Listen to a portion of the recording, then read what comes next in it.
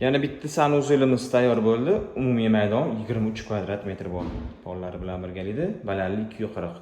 60 ga 60. O'zimizning mesnik keramik granitdan chiqarib berganmiz. Однотонный bo'ldi. Mana seriyaga oq chaqmoqlari bor.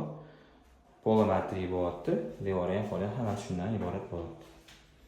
Kirganimizda chap tarafda mustahab, unitaz, sushilka, kir moshina uchun joylar, rakvina, podchetkali oynalar, dushovый staklar, polkalar, dushovый podдон, avariy traklar, hamma sharoit bor.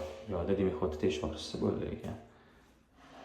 Mana eshiklar ichkariga ochilyapti. Sababi mana bu koridor 1 metrgina joy. Odam o'tganda xalaqit qilmaslik uchun ichkariga ochganmiz. Mana bu ham bitta mana yonidan o'tib ketyapti. Hech qanaqa tegib qolmaydi, muammo bo'lmaydi. Orqaga beshilka qo'yib kiyimlarni ilib olsa bo'ladi. Mana bitta takoy ikkita polkalar qilib berilgan. Bemalol shampunlarni qo'yib foydalansangiz bo'ladi. Mana bitta stek bo'ladi, aytgandim, domda bo'ladi, xudo xolasa.